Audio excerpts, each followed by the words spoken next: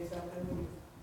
All right, come on, come forward. Can you face out towards our congregation family, Brad? Okay, how many of you have ever heard of the game called Cicero Says?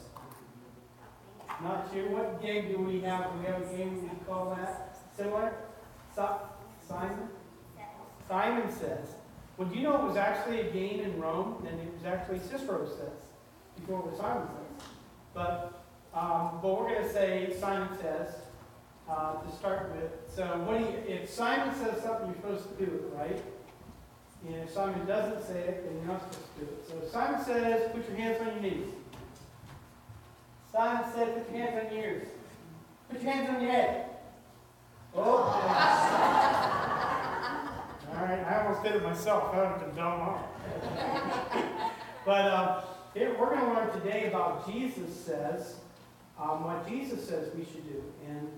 And a lot of times we're affected by a lot of things going on in the world around us. Kind of a hard time to be in the church and in the Roman Catholic Church. But we should pay attention to what Jesus says. So Jesus says, put your hand on the huddle. There we go. You guys did good. All right, let's all do the echo prayer with us, if you will.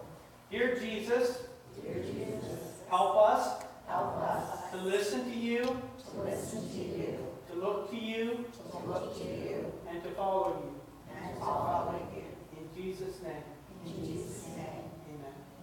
All right, good job. Thanks for the help. You guys did good.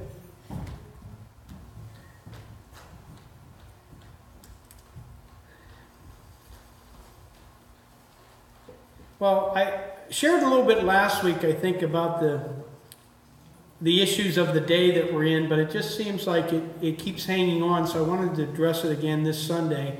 And the news of the day for the Christian church is not really good news, and the news for the Roman Catholic part of the Christian church is even more difficult. And, we have Pennsylvania, and then I watched a whole news report about the state of New York, and it was even more troubling, I think, or just as troubling as the concerns coming from our own state, from our own Attorney General.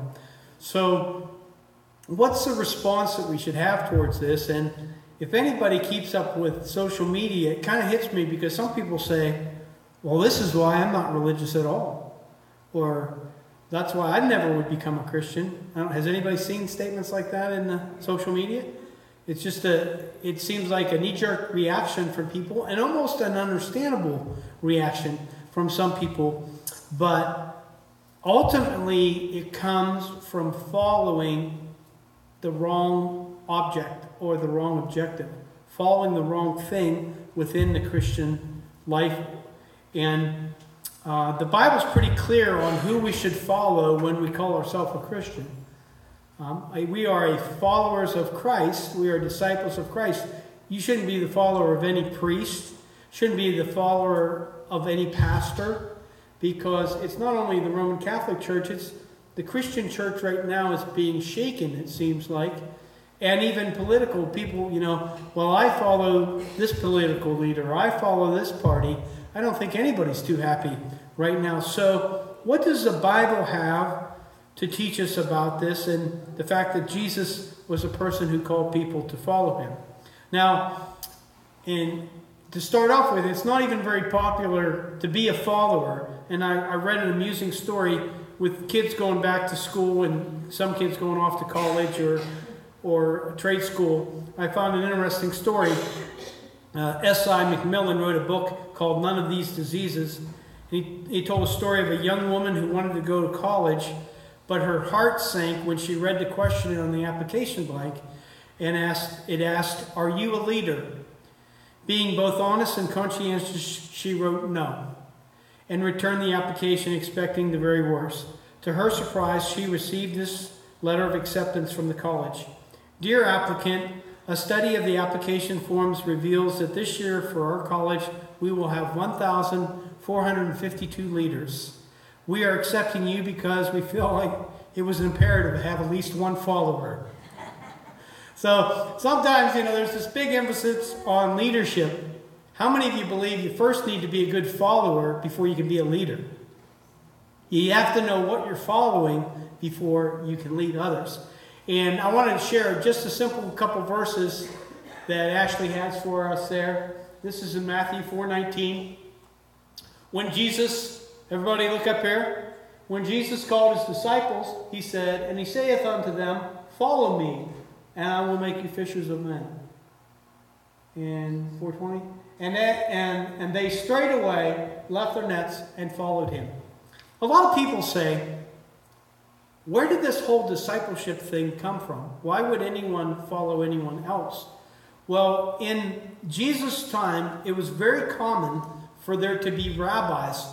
And Jesus was just one of many, many rabbis. This was a very spiritual time in Israel, so people were looking for someone to follow, for rabbis to follow.